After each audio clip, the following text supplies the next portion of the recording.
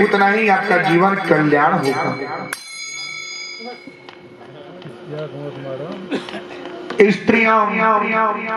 स्त्रियां का अर्थ होता है क्या? काम, क्रोध, मद, लोभ, जो अपने पत्नी के ऊपर क्या करके पराये स्त्री पे अगर पाप उतारता है, नजर भी डालता है, वो क्या है? वही है स्त्रियां, नर्तकी। जैसे कि आपके गांव में आज श्रीमद् भागवत कथा हो रहा है, तो देखिए यहाँ पे भक्ति की कमी है, लेकिन अभी नर्तकी आवे तो यहाँ पे कहने की जरूरत नहीं है, कहने की जरूरत नहीं है। वहां पे 10,000 20,000 दिखा दिया जाता है क्या कि मैं सबसे बड़ा हूँ। आज लुटा के चले आए और कल के बाद अपने सिर पे हाथ पड़ गया, मैंने तो बहुत बड़ा अनर्थ कर दिया, क्योंकि उस दिन आपने दारू का सेवन किया कर। दारू तो आपके मस्तिष्क को कंफ्यूज कर देता है, नशे को, दिमाग की नस को बंद कर देता है। उस समय आप क्या कर रहे हैं, कोई इसका भरोसा नहीं होता। 2-4 हजार घर चलाने के लिए पैसे नहीं, बच्चे का फीस भरने के लिए पैसे नहीं है, और इस नर्तकी पे पैसे लुटाने के लिए 2-4-10 हजार लुटा दी जाती है, क्योंकि वहां पे हमको बड़ा बनना है। ऐसा होता है ना, देखने को मिलता है कि नहीं मिलता है? बताइए कितने लोग देखे हैं ये दृश्य को, बताइए। ये देखिए स्त्रियां सोना जहां लूट पाट के धन आते हैं, चोरी पे बेचारी के धन आते हैं, सोना वहां पे कलयुग का स्थान मांगा। ये 4 जगह कलयुग ने अपना स्थान मांगा, जो मैंने अभी आपके सामने बताया। जुए की अड्डे में, मदिरा में, स्त्री में, सोना में, ये 4 जगह है कलयुग का ठिकाना। राजा परीक्षित ने बोला ठीक है, इस नगर के तो सब लोग रहते ही हैं, इसमें आप भी रह जाएंगे तो क्या हो जाएगा? इसमें आप भी रह जाएंगे तो क्या हो जाएगा? राजा परीक्षित रानी का बसेरा दे दिए। कलयुग अब प्रभाव डालना शुरू कर दिया। कैसे?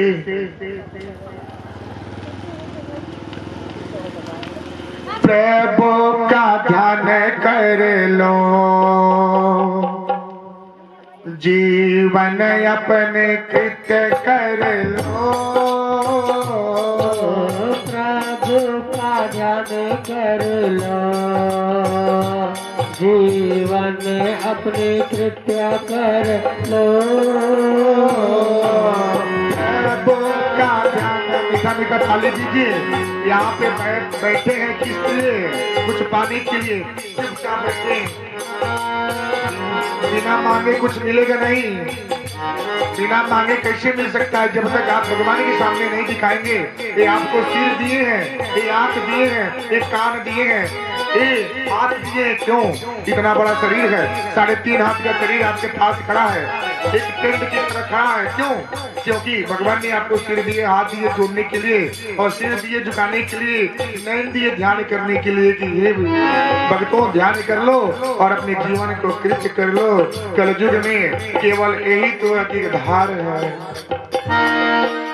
प्रभु का ध्यान कर लो, जीवन अपने कृत्य कर लो।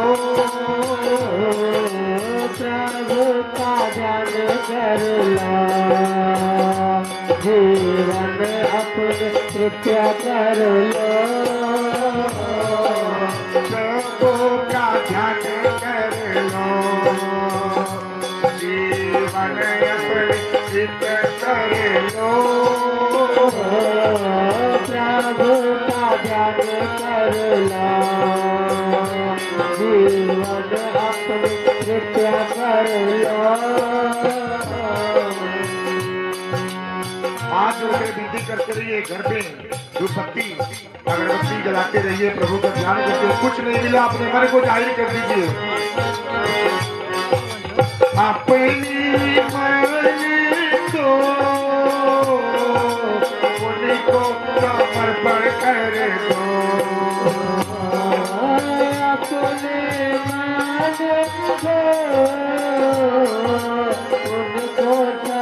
पर कर लो एक बार ले लो प्रभु का ध्यान कर लो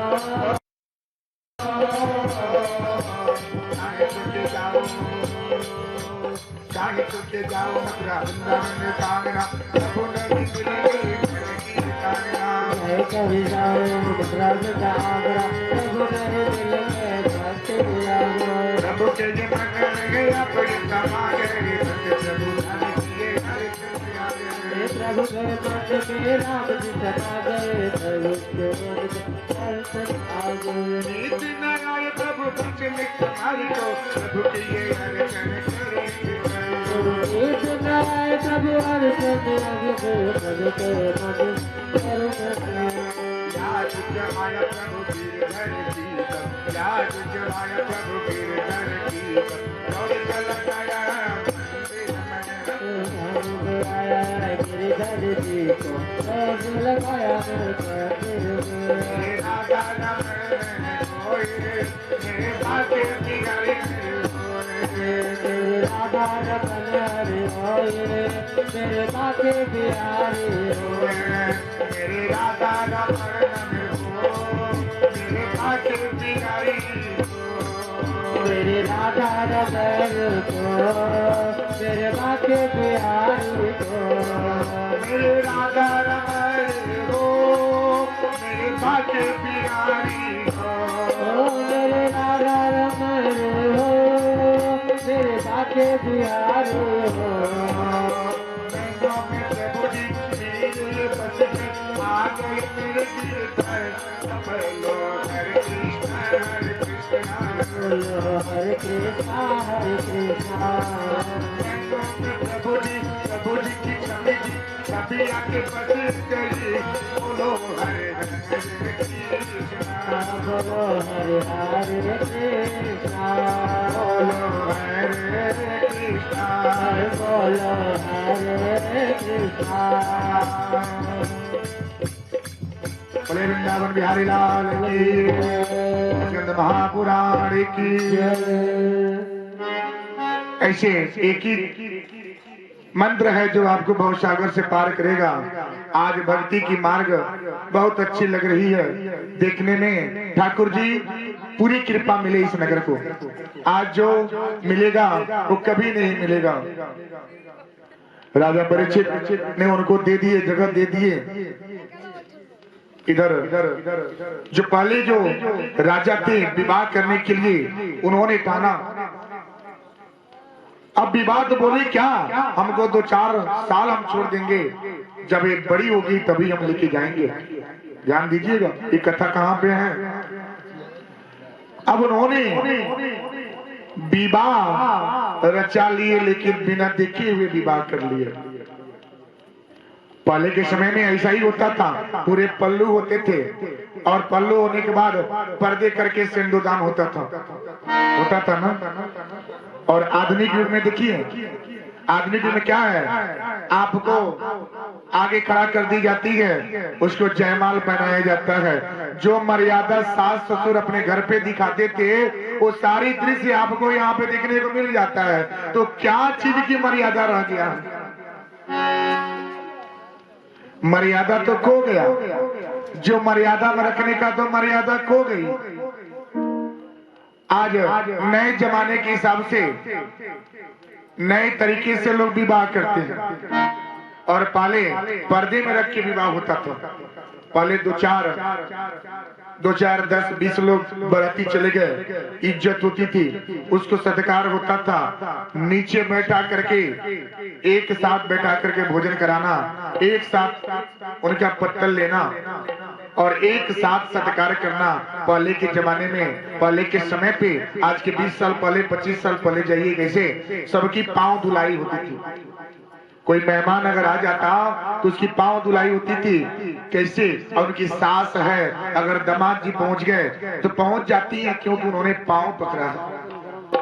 तो दामाद जी की पांव पकड़ने के लिए, धोने के लिए, उनकी जो सास जी की जो बहुएं हैं वो भी उनको पांव धोने के लिए जाती थी। जो बड़े बुजुर्ग जाते थे उनके पांव की धुलाई करने के लिए सब लोग आगे हो जाते थे। अच्छा, आधुनिक युग में देखिए, आधुनिक युग में क्या ऐसा देखने को मिलता है, अगर एक पिता अपने लड़की की विवाह कर दे, अगर एक पिता अपने पुत्र की विवाह कर देता है, उसके दरवाजे पे क्या अगर जाता है तो चलिए बैठ जाइए साइड में, जलपान हुआ, उसके बाद रुखा सूखा हुआ, उसको भेज दिया गया, जाइए अपने नगर में।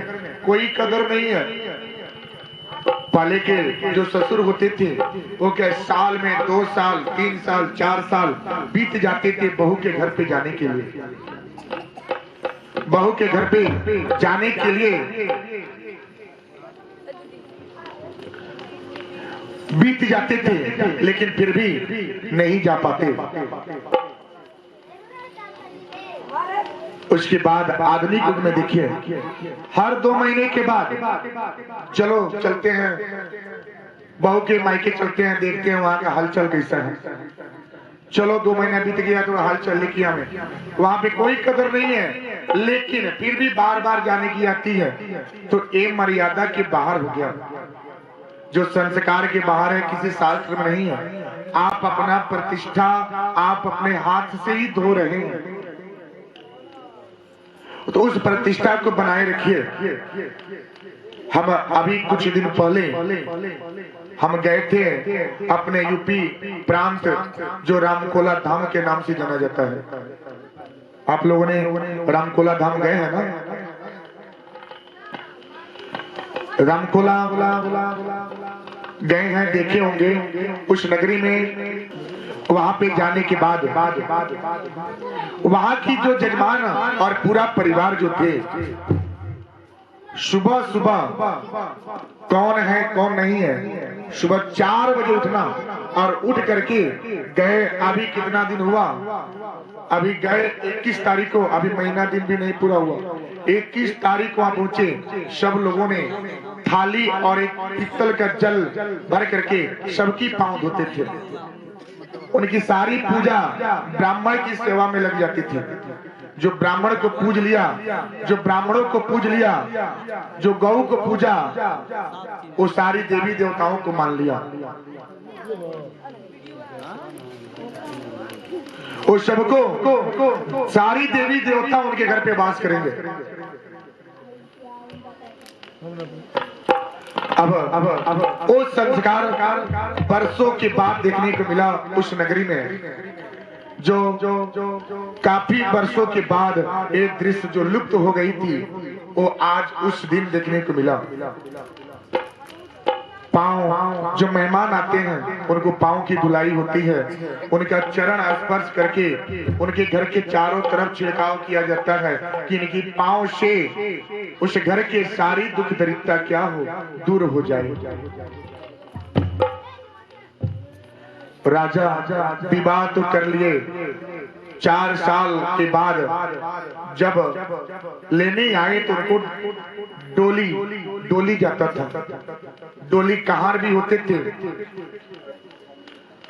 और कहार कंधे लेकर के उसको लेके जाते थे। कितनी सुंदर वो प्रथा था, कितना सुंदर वो दृश्य था।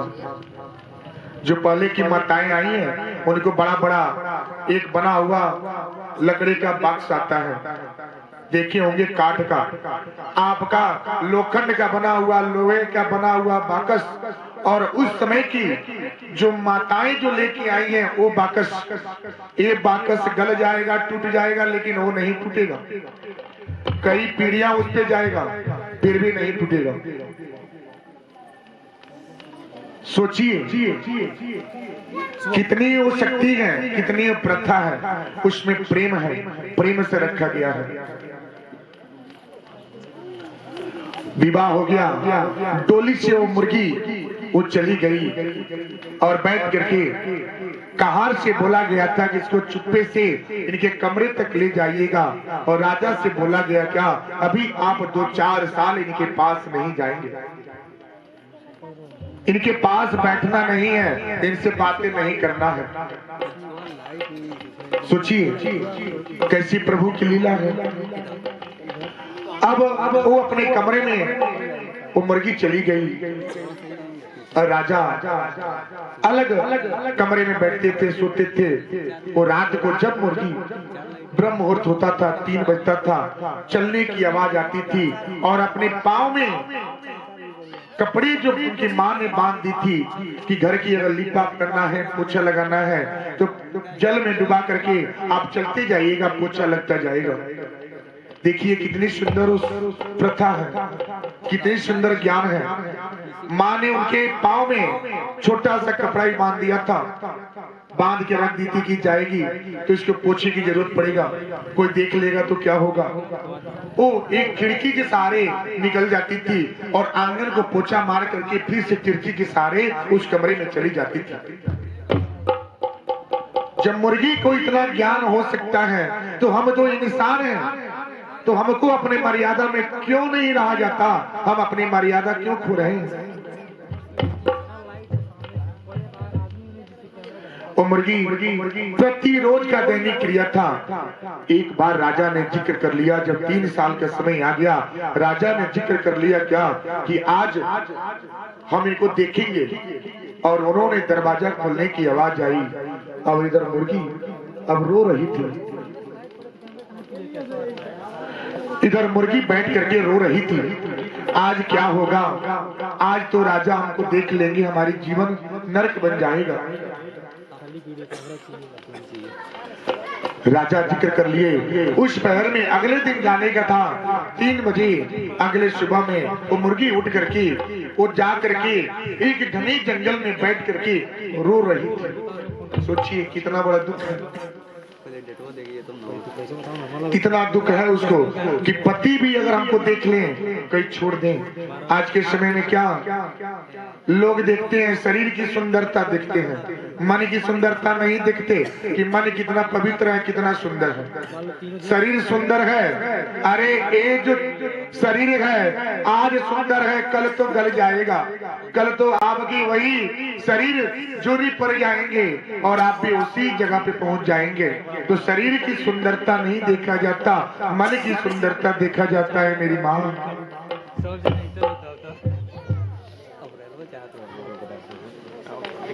अब जब इन्होंने अब मुर्गी बैठ करके रो रही थी, उसी समय ब्रह्म मुहूर्त में भगवान शंकर जी, पार्वती जी बताए ना यात्रा करने के लिए आप टहलने जाइए। उसी मुहूर्त में भगवान शंकर जी, पार्वती जी सैर करने के लिए, घूमने के लिए निकले, मंद सुगंध हवा लेने के लिए निकले थे।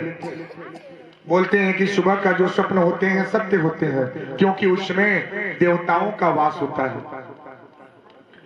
उस समय वो निकले थे और निकलने के बाद जब देखा कि कैसी एकदम ब्रह्म मुहूर्त में ये रोने की आवाज कहां से आ रही है, वो जा करके वो देखे कि मुर्गी बैठ करके हुटुक हुटुक करके रो रही थी। जब पार्वती जी ने जा करके बोले क्या, अरे इतनी समय पे कोई जानवर, कोई चिड़िया कोई नहीं उठा और तुम इतनी सुबह में आकर के क्यों रो रही हो? आपकी व्यथा क्या है? व्यथा क्या है? ब्रह्म मुहूर्त की जो पूजन होता है, सुनिए, मैंने बता दिया स्नान कितने प्रकार के होते हैं, सुन लिए। वो ब्रह्म मुहूर्त का लाभ सुनिए। उस समय मुर्गी ने अपनी व्यथा पार्वती जी के चरणों में आकर के बोली कि हे माता, संसार को तो आपने रच दिया, आज ऐसी माया कर दिया कि एक जीव से और एक इंसान के साथ विवाह रचा गया है। हम अपनी शक्ल कैसे दिखाएंगे?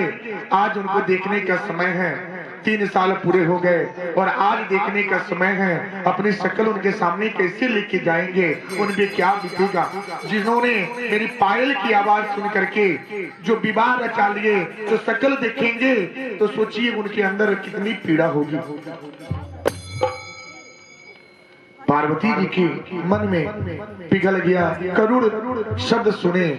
उन्होंने बोला, आशीर्वाद प्रदान किए कि जाओ पुत्री, आज से तुम्हारा जीवन मनुष्य के योनि में मैं प्रदान करती हूँ। पार्वती जी ने उसको इच्छा चाहे मनुष्य के रूप में पाना और इच्छा चाहे तो जीव के रूप में आना, उसको शक्ति प्रदान कर दिए। और वो मुर्गी माता जी के चरण में गिर करके अहो भाग्य कि जो इस ब्रह्म मुहूर्त में उठ करके जा करके वो जंगल में रो रही थी। माता के आशीर्वाद लेने के बाद वो मुर्गी फिर से आई और जंगली के सहारे प्रवेश करके एक इंसान का रूप बना करके बैठी थी।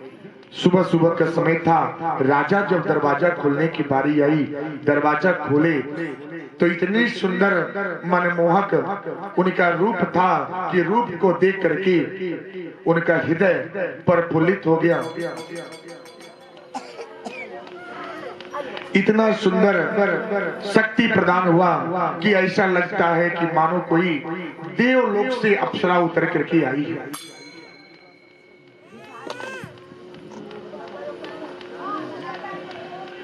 देखे जब रूप सुहानी, देखे जब सुहानी, देखे राजा रूप सुहानी, देखे राजा रूप सुहानी। खुशी झूम रहे हैं, खुशी मांग रहे हैं, खुशी झूम रहे हैं, खुशी मांग रहे हैं। मैंने कभी सोचा नहीं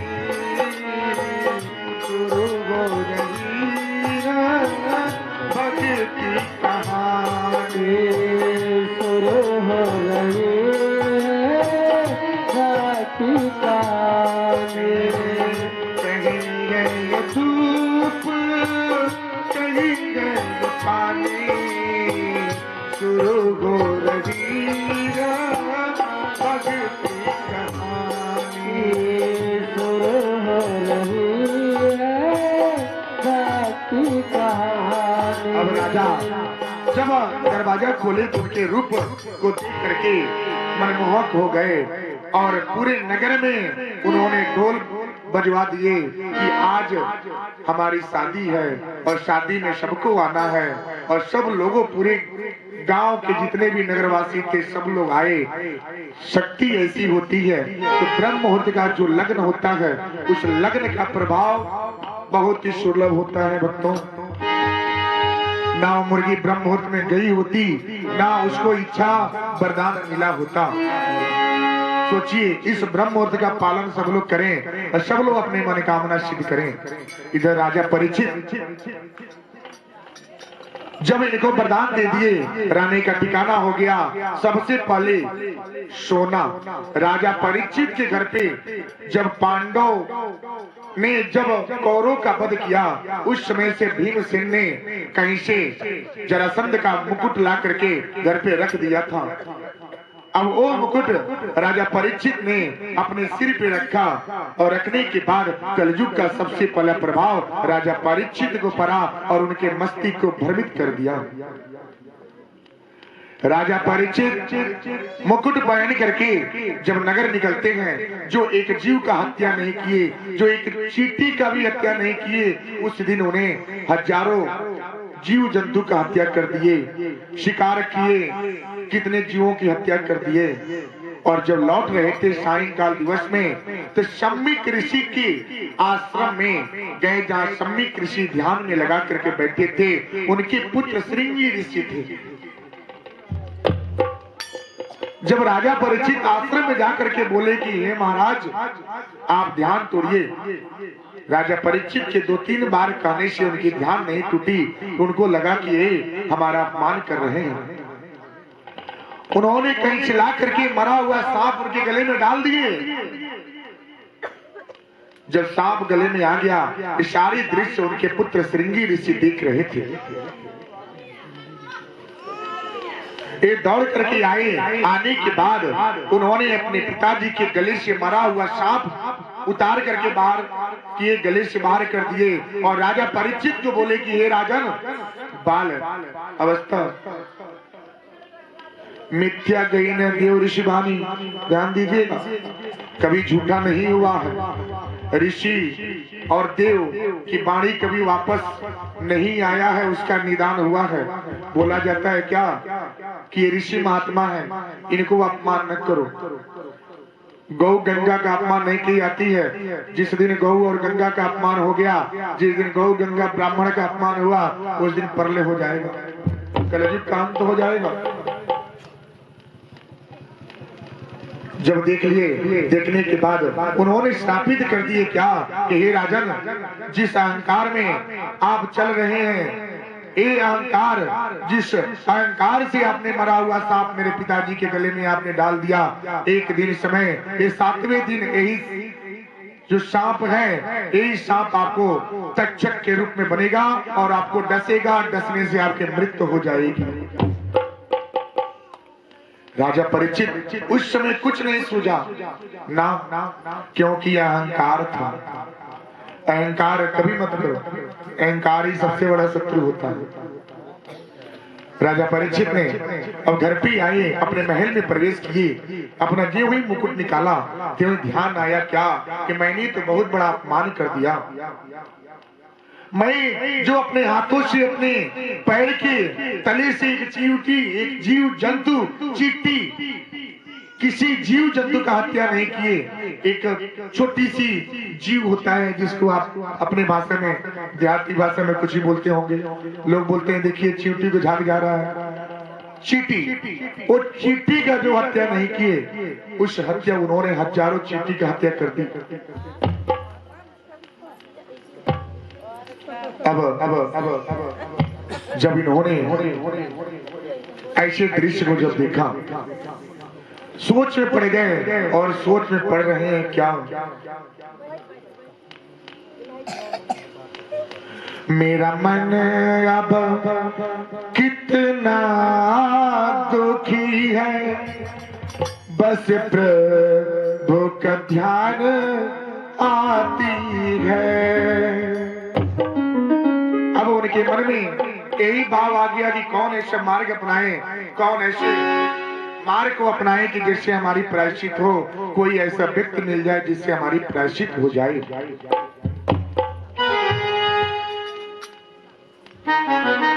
राजा परीक्षित सोच में डूब गए।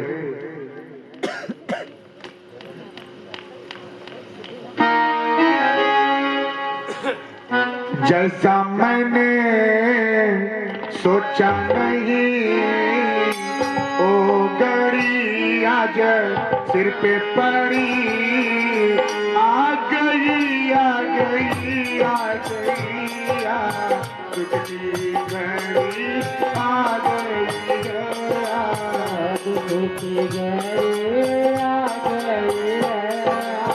जैसा कभी सोचा नहीं, ओ दिल आज पड़ी, ओ समय आ गई आ गई आ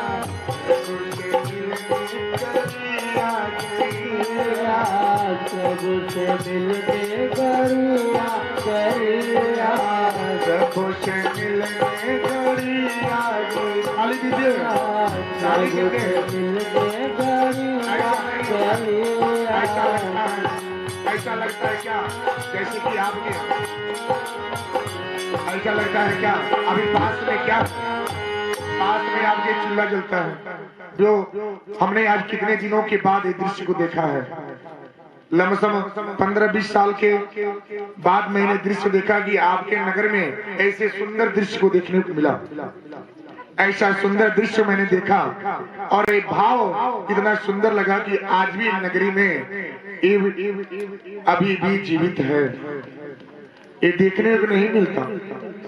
ये इतना सुंदर दृश्य है, इसका पहले दिन जब हम लोग आए तो समझिए इसका हमने प्रसाद के रूप में वितरण भी कर लिए, इसको प्रसाद भी लिए, क्योंकि वर्षों के बाद हम सबको मिला था। मैंने माता जी से संकेत करा के बोले कि जाइए वहां से कुछ लेके आइए। माता जी ने वहां से कुछ इतना दे दिए थे कि सब लोग आए हैं इसका सेवन करेंगे। ठाकुर जी उनको पूरा आशीर्वाद दें कि बरसों के बाद एक चीज देखने को मिल रहा है जो लुप्त हो गया है, जो लुप्त हो गई, आज वो दृश्य नजर आ रहा है। भगवान जी इस नगर में अभी भी आशीर्वाद पूरी तरह से बना के रखे हैं। इधर इधर राजा परिचित ताली आप लोग दे रहे हैं, कैसे ऐसा लग रहा है जैसे कि अभी पास में अगर मक्के को डालिए, अगर गरम बालू डाल दीजिए, देखिए बार क्या होता है, धड़ाधड़ धड़ाधड़ धड़ाधड़ टूटना शुरू हो जाता है, होता है ना। तो ऐसे दृश्य को न कीजिए, वो मक्के की तरह धड़ाधड़ न कीजिए, वो बाजरे की तरह नहीं होना चाहिए।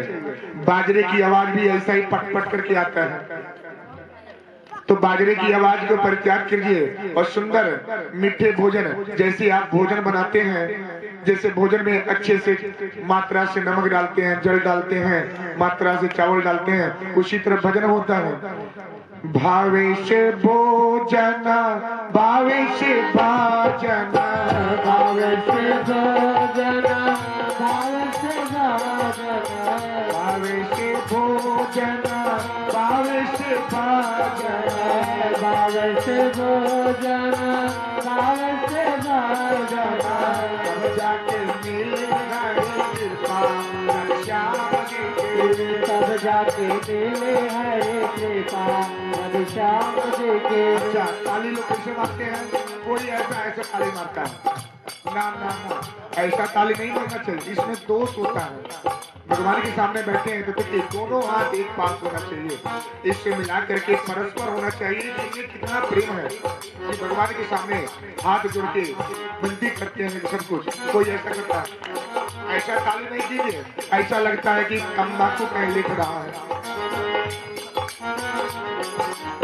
भावेश भोजन भावेश भाजन भावेश भोजन भावेश भाजन भावेश भोजन भावेश भाजन भावेश भोजन भावेश भाजन तब जाके मिले हरि कृपा श्याम जी के, तब जाके मिले हरे कृपा श्याम जी के।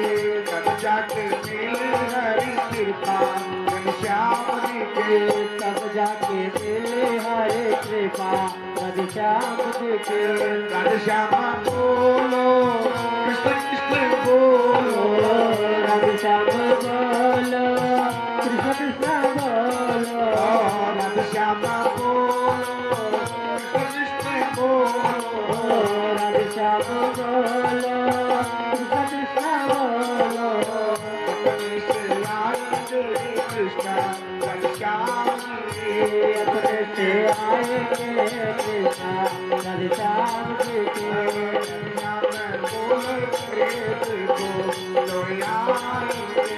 तब जाके आएंगे कृष्ण श्री राम जी के। देखिए भाव भाव से ही सब कुछ है। खूब सुंदर शरीर हो और शरीर का श्रृंगार न हो, शरीर का भाव न हो तो शरीर बेकार है। सुंदर भोजन बना दिया जाए, 12 प्रकार के भोजन बना दिया जाए, दाल चावल सब्जी रोटी पूरी पकौड़े सलाद सब कुछ बना दीजिए और उसमें इतना नमक डाल दीजिए, कितना सुंदर भोजन बनेगा, कितना सुंदर हो जाएगा। मेरी माँ कैसी होगी बताइए। खूब सुंदर भोजन बना दीजिए अच्छे से, कल पूरी सब्जी खीर बनेगा और बनने के बाद उसमें अगर बनाने वाला अगर घर पे अगर झगड़े करके आया हो और भोजन से ज्यादा इतना नमक डाल देगा तो कैसी होगी मेरी माँ, स्वाद कैसा आएगा बताइए, कैसा स्वाद आएगा थोड़ा बताइए तो जरा देखें। कोई नहीं बता। अच्छा घर पे भोजन बनाते हैं ना, घर पे भोजन बनता है तो शायद सब लोग ने बना के आए हैं, ठाकुर जी के दरबार में आए हैं तो सब लोग शायद बना के आई होंगे, मैं आशा करता हूँ। अगर जल्दी जल्दी में ठाकुर जी के आशीर्वाद पाने में अगर जल्दी से ज्यादा नमक पड़ गया होगा तो आप क्या करेंगे मेरी माँ, बताइए नमक नहीं पड़वा, क्या करेंगे? तो जल्दी जल्दी बोलेंगे कि मैं ध्यान करने गया था, पति देव बोलेंगे कि क्या कर रही थी, दो बोले क्या, आप चुप रहिए, पहले हम भक्ति करने गए थे, भगवान जी का ध्यान भजन करने गए थे, एक दिन नमक पड़ गया तो इतने चिल्ला रहे हैं, रोज बनाते हैं ना, ऐसा बोलते हैं ना मेरी माँ, ऐसा बोलते हैं ना। देखिए भगवान के ध्यान भजन करने के बाद अगर ज्यादा नमक भी पड़ जाए तो क्या है, उसमें स्वाद मिलता है। जैसे कि मीरा जी को उनके पति राणा ने विष का प्याला पिला दिया था, क्योंकि वो कृष्ण भक्ति कर रही थी और भक्ति के आगे विष भी काम नहीं किया मेरी माँ। तो आप लोगों ने नमक ही डाला होगा ना, आप लोग तो नमक ही डाले होंगे, तो नमक जब डाले होंगे तो उससे क्या गलती हो सकती है, कोई कमी नहीं है। भगवान जी की भजन करने के बाद जब घर पे जाएंगे तो अमृत हो जाएगा, अमृत होगा तो आज 2 रोटी ज्यादा होगा, होगा ना मेरी माँ, बताइए खोल के बोलिए, कितने लोग बोलेंगे? ना बोलने में संकोच हो रहा है।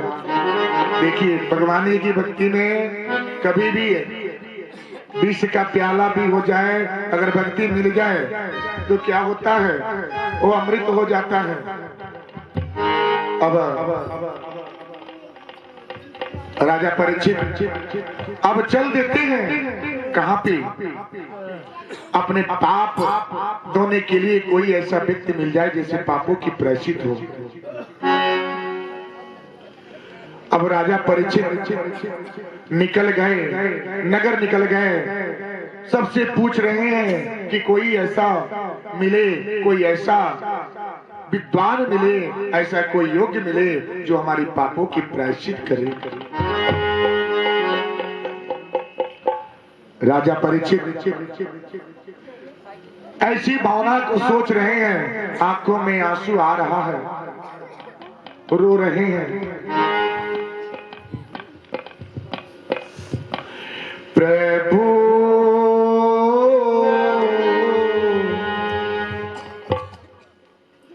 मेरी भक्ति है, प्रभु मेरी शक्ति है, मेरी भक्ति प्रभु मेरी भक्ति है, मेरी भक्ति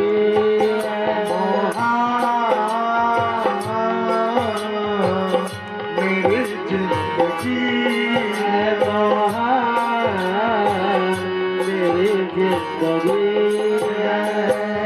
मेरी ओ पहली खुशी वही आ करी है, मोहा मेरी हर खुशी मेरी हर खुशी मोहा मेरी हर खुशी मेरी हर खुशी। राजा परीक्षित अब सोच सोच के घबरा रहे हैं, रो रहे हैं, आंखों से आंसू आ रहा है। व्यास जी का आगमन होता है, क्योंकि पुरोहित होते हैं। पुरोहित का अर्थ ये होता है, आपके नगर में आपके घर में भी पुरोहित महाराज होंगे। पुरोहित का अर्थ होता है जो हित करे, जो आपकी कल्याण करे, जो आपके बारे में हित सोचे, वो होते हैं पुरोहित महाराज।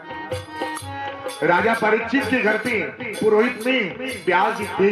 व्यास जी का आगमन होता है और व्यास जी ने जब ऐसे दृश्य को देखे तो राजा परीक्षित से बोले,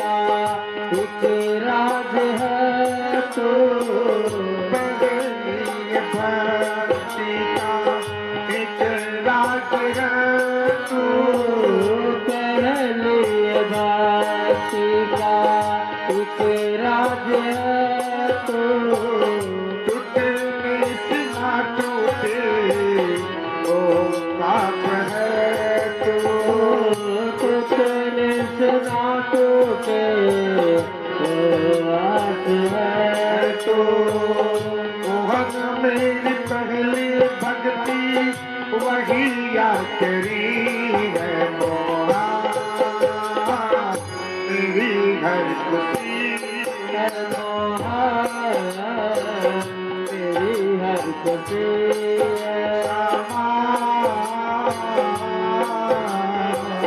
मेरी जिंदगी है मोहा मेरी जिंदगी मीठा मीठा ताली बजती रही है। राजा परीक्षित की पाप लग गई, पाप कैसे उतरता है, यही कथा का सार है। ध्यान से सुनिएगा, ये बार बार होने वाला नहीं है। फिर से नगर में कब आदमी आए हैं? मेरी भक्ति है मेरी भक्ति है श्यामा मेरी भक्ति है। सब लोग हाथ जोड़िए और विनती कीजिए कि हे गिरधर, हमसे जो भी पाप हुआ है, इतने उम्र में जो कोई गलती हुई है, जो कोई पाप हुआ है, अगर कोई अपराध में भी गलती हुई है, उसको आप दूर कर दें। हम आपके आगे मस्तक झुकाते हैं। करो विनती गिरधर, स्वीकार कर लो। करो विनती गिरधर, स्वीकार कर लो। जीवन की सारी पाप दूर कर दो। जीवन की सारे पाप दूर कर दो। राजा परीक्षित बोल रहे हैं, मन से बोल रहे हैं, जीवन की सारी दुख अब दूर कर दो। जीवन के सारे दुख अब दूर कर दो। मोहा मेरी भक्ति मोहा मेरी भक्ति श्यामा मेरी भक्ति श्यामा मेरी भक्ति है। बोलिए वृंदावन बिहारी लाल की जय। थोड़ा जोर से बोलो, थोड़ा जोर से बोलो, थोड़ा प्रेम से बोलो, थोड़ा जोर से बोलो, थोड़ा प्रेम से बोलो। जिधर गोपाल की जयकार बोलो, जिधर गोपाल की जयकार बोलो। थोड़े प्रेम से, थोड़े प्रेम से बोलो, जयकार बोलो, थोड़े प्रेम से बोलो, जयकार बोलो। दिल खोल के बोलो, हाथ जोड़ के बोलो, दिल खोल के बोलो, हाथ जोड़ के बोलो। जय जय कृष्ण कन्हैया की जय का बोलो, जय जय कन्हैया की जय का बोलो। बाके बिहारी की सब जयकार बोलो, बाके बिहारी की सब जयकार बोलो। अब सबकी नींद आ रही थी, जोरों में नींद है, लेकिन त्याग कर दीजिए, थोड़ा सा समय और है, थोड़ा कष्ट लीजिए, क्योंकि आज जो होगा कल नहीं होगा। आज अंतिम पड़ाव है। प्रभु का प्रभु का प्रभु का ये मुस्कुराना दिल दीवाना हो गया। प्रभु का ये मुस्कुराना दिल दीवाना हो गया। सावली सूरत प्रभु की, सावली सूरत प्रभु की, मोहनी मूरत प्रभु की, मोहनी मूरत प्रभु की, क्या हो रहा है? तीसरा तीसरा तीसरा